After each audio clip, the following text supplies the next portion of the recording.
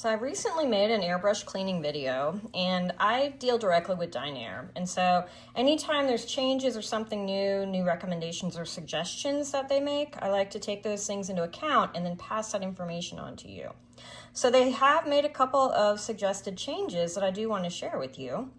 And before we even get into that, I'm going to purposefully make my airbrush dirty. So this is Tattoo Cover. This is going to be a thicker pigment, higher density, and it's going to dry quickly. It has a little bit of alcohol in it, so it's going to dry in between layers. So I'm going to do my airbrush cleaning, but first let's make it dirty. Now remember that when you grab your airbrush cosmetic, you have different coverage levels, okay? So for example, this one is a natural coverage level. It's going to go on a little lighter, for example, than a tattoo coverage level. Now they may have the same colors though. And so for example, when you grab your makeup, be careful to pay attention because you notice these are both dark olive, but one is a tattoo cover and one is a natural. So they're gonna come out, they look a little different right now in the bottle, but they are gonna come out the same on the decedent, and they are gonna potentially have different coverage levels. And this one is made more for some light layering, and you're gonna be able to preserve the appearance of texture and pores, which is a plus with any of these. So let's make it dirty. We're gonna do that first. So I'm opening up my vanilla. Remember, you hold your bottle sideways. Doesn't take very much. Shake it first, kind of like you do nail polish, because remember it has a little bead in there, and so you don't want the bead to go over the opening for the cosmetic itself. Okay, always put your cap back on promptly too, because you don't want your makeup to dry out or anything. So this is at full blast. I'm gonna turn them down a little. Okay, single action airbrush, Dinair airbrush, hooked up already. I feel air coming out as normal. Got a fresh paper towel. There's my makeup coming out.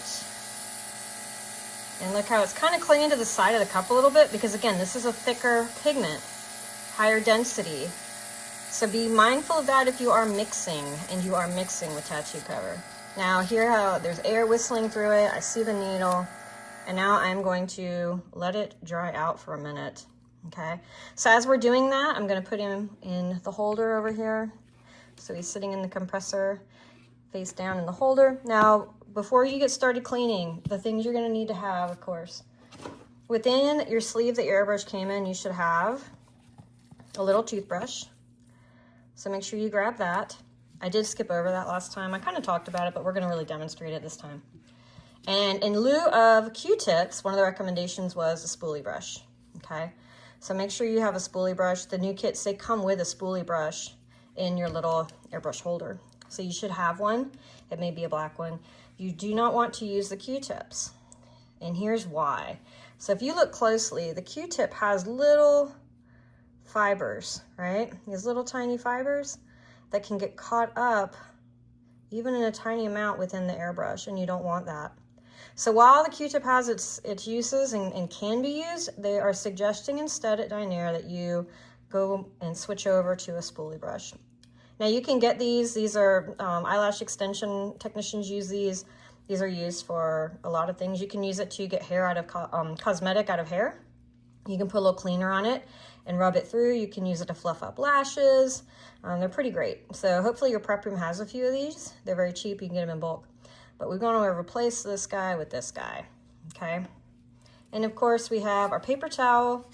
We have a cleaning cup if you want to use that. And this is just going to empty liquid in here. Remember, I can't see what's coming out of the airbrush if I use this as a receptacle, okay? And then we have our Dinair cleaner. And it actually even reminds you of kind of how to clean it, how to clean the tip, and we're going to do that. So we're going to clean it. We're going to brush and polish the tip as it describes on here in between, okay? And just make sure that there's no airbrush buildup in there. So I've let it dry and get kind of crusty in there. Still kind of coming out a little bit, but it's pretty crusty. So we're going to clean him now.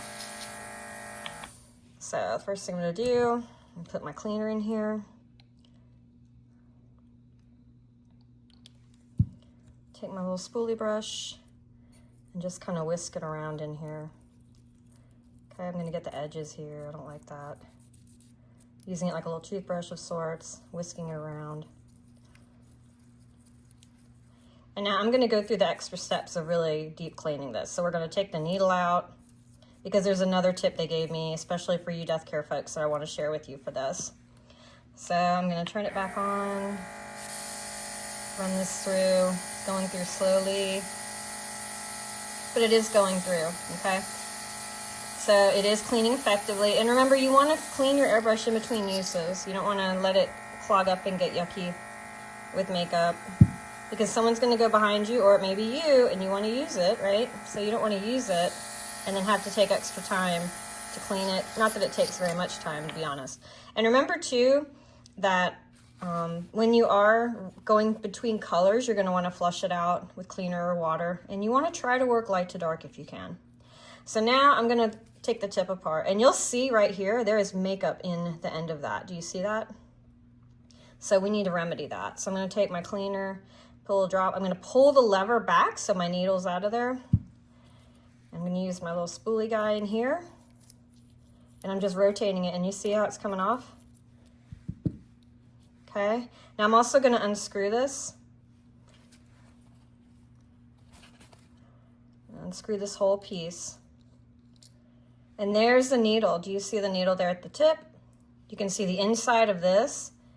Okay, this is much better since we flushed it out. It just has some bubbles. Now, for cleaning the tip here, I'm gonna put a little bit of airbrush cleaner actually on my little brush here. But you can take this and you can polish the edges like this of your needle. Okay, you can also take a thumb and forefinger and just pinch the end of it off, okay? So I'm making sure there's no buildup on the needle itself. Now that I've done that and I've cleaned this, I look at it, I can see right through there, I'm gonna put it back. That's nice and clean now. Okay, much better than it was. You don't have makeup in there anymore. And let's talk about the needle. So this was a recommendation they made that was useful. Loosen the back, like we did before. Loosen this gold piece like we did before. Remember, you don't have to take it all the way off. Gently pull your needle out. This one actually has a little crud on it. So I'm gonna take this cleaner area here and just wipe it against it, kind of pinch it in between, clean it off real good. Okay, it should be nice and smooth. You should be able to run your fingers over it, no dark spots. And then, this is a new suggestion they made, and you can use massage cream or stone oil. I like stone oil myself.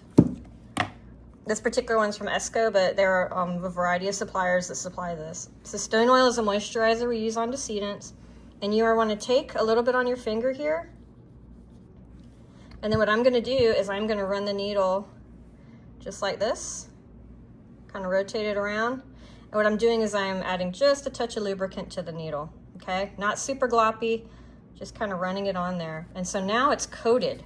So instead of returning the needle back to the airbrush dry, it has just the thinnest coat of a lubricant. And then I'm gonna put my tip back in here like so. Tap, tap, tap it. If you go to use this and liquid's coming out without the lever pulled back, your needle may not be all the way in. I'm gonna go ahead and tighten it down. Pull the lever, this whole thing should move, which it is. Okay. Put my end back on. And then let's flush it out and make sure everything is good. So remember too, when you clean your airbrush, your compressor's on full blast, okay? Put a little cleaner in there. And always check it before you put cosmetic in it, because you wanna make sure it is clean before you start putting your makeup in it, because if you have to take it apart, you're gonna be sad and waste that makeup. So I've got a great steady stream coming out of here. No problems at all. I hear air sucking through there. She's nice and clean. Tip is clean, and it is ready for the next use. Hope you guys found that helpful. Thanks for watching.